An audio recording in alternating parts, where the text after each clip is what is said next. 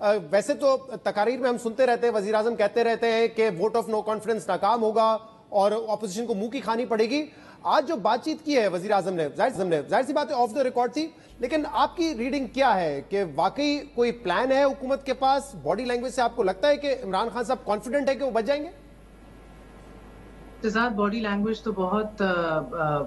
Confident थी, उनकी बातें भी, उनका लहजा भी, उनका टोन और टेनर भी, मगर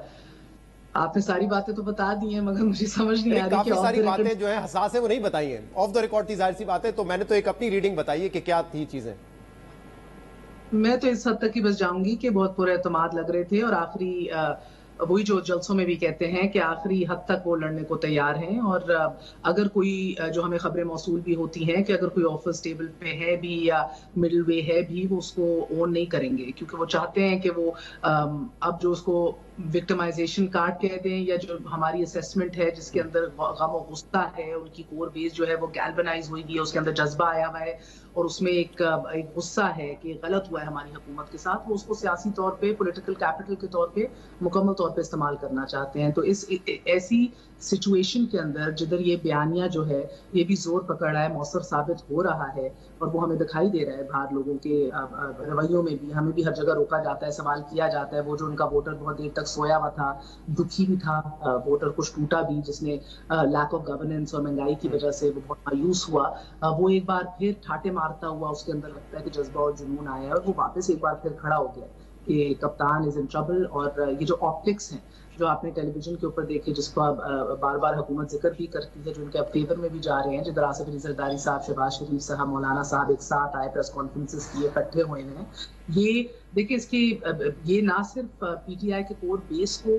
गैल्वनाइज कर रही है इस टाइम पे, मगर बहुत से ऐसे लोग इस मुल्क में कि जिनको लगता था कि आजमाए हुए लोग हैं या ट्राइड एंड टेस्टेड हैं, या एक बयानिया जो इमरान खान साहब का था वो जोर पकड़ चुका था कि ये तरफ टोला है, उनको भी एक दफा फिर ये प्रॉब्लम हो रही है, उनके रिजर्वेशन और खदशात हैं कि एक बार फिर ये सारे, तो आई थिंक इसको पॉलिटिकल कैपिटल के तौर पे ना सिर्फ इमरान खान साहब यूज करेंगे, बल्कि आने वाले दिनों में वो इसलिए इसको विन विन सिचुएशन अपने लिए समझते हैं कि अगर जीत गए तो बल्ले बल्ले जबरदस्त, मगर अगर ना भी जीते तो 2014 के धरने में शमूलियत थी, जो अरूज पे थी, उनको अपने हलकों से, अपने लोगों से, काबीना के मेंबर से ये बात समझ में आ रही है कि वो एक बार फिर वही मकबूलियत के चार्ट्स जो हैं उसी तरह पीक कर रहे हैं। सही। आदिल से मैं जरा ये पूछना चाह रहा था, आदिल जो दावा कर रहे हैं वजीर आजम की मेरी मकबूलियत में, पीटीआई की मकबूलियत में इजाफा हुआ है पिछले चंद रोज में, आपको लगता है ग्राउंड रियलिटी यही है? और क्या नजर आता है कि वो जो ट्रम्प कार्ड की बात करते हैं, सारा का सारा इन्हिसार इसी पर है कि हम पॉपुलर हो रहे हैं, जलसा बड़ा होगा, तमाम इत्तेहादी हमारे साथ आ जाएंगे, मुनहरिफ अरकान भी हमारे साथ आ जाएंगे, इदारे भी हमारे साथ होंगे, यही प्लान नजर आ रहा है इस वक्त? देखिए मुजाहिर शहजाद, जो आज मेरा सबसे बड़ा टेक अवे था, दो चीजें थी। एक तो ये कि वजीर आजम की तकारीर या जलसों से तो हमें ये रिफ्लेक्ट हो रहा है कि शायद वो कन्फ्रंट्रेशन के मोड में है, खुसूसन बार बार जब वो न्यूट्रलिटी को क्वेश्चन कर रहे हैं कि अच्छाई और बुराई में न्यूट्रल नहीं रहना चाहिए, और मजहबी जो है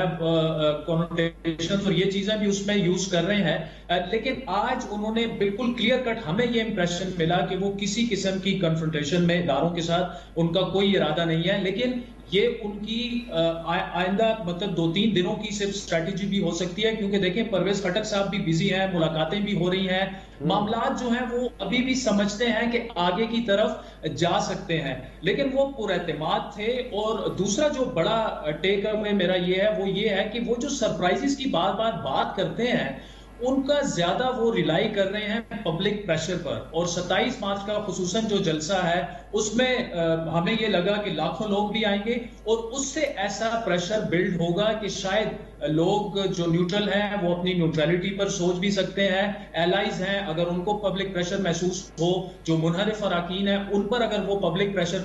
पड़े तो वो वापस आ सकते हैं। लेकिन यहां पर अहम मामला ये शहजाद के देखें, मंडे को अगर इजलास अभी बुला लिया गया है और 7 दिनों के अंदर अंदर अगर वोटिंग करनी है तो ये 4 अप्रैल तक मामला चला जाता है। मेरा नहीं ख्याल कि इमरान खान साहब जो है वो इतना पब्लिक प्रेशर बिल्ड कर लेंगे 4 अप्रैल तक कि ये मामला नंबर गेम में उनके हक में आ जाएगा, क्योंकि देखिए दो चीजें हैं, ओपोजिशन भी ये समझती है और हुकूमत भी ये समझती है, और हमें आज की मीटिंग से इंप्रेशन भी यही मिला हुकूमत की जानिब से भी कि इदारे बिल्कुल न्यूट्रल हो चुके हैं। अगर फिर हम नंबर गेम की तरफ आ जाएं तो नंबर गेम भी तकरीबन वाजे हो चुकी है कि वो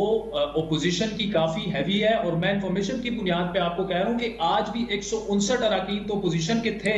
लेकिन अगर किसी तरह वोटिंग हो जाती तो 7 ऐसे लोग मौजूद थे जो कि 5 मिनट के नोटिस पर नीचे फ्लोर पर आने के लिए तैयार थे। वो लाइब्रेरी में बैठे हुए थे। अच्छा। तो 166 नंबर होते तो ओपोजिशन ने इतनी अपनी जो है वो तैयारी कर चुकी है। तो ये जो आज बार बार ये भी हमने, बल्कि मैंने खुद भी ये सवाल किया कि थोड़ा सा नंबर गेम में कैसे, क्योंकि देखें अगर इत्तेहादियों का आप देखें तो PMLQ जो है वो मोनासिलाई क्यू लंदन में बैठा हुआ है, सबको पता है। बलूचिस्तान अवामी पार्टी हो या NQM हो, इससे पहले तो इन सब ने प्रो एस्टेब्लिशमेंट सियासत की है और शायद उनके कहने पे पहले फैसले भी किए होंगे, लेकिन न्यूट्रलिटी मौजूद है, वो एस्टेब्लिश हो चुका है हुकूमत और ओपोजिशन की जानिब से भी। तो अगर न्यूट्रलिटी मौजूद है तो मेरा अपना ख्याल ये है कि ये तीनों जो इत्तेहादी जमातें हैं, अगर ये अपने फैसले करने में आजाद हों, जो अब तक हमें लग रहा है, तो ये ओपोजिशन के हक में फैसला करेंगे। और जहां तक हमारी मालूमात है काफी हद तक वो अपने फैसले के करीब पहुंच भी चुके हैं और ये फैसला अनाउंस भी हो चुका है।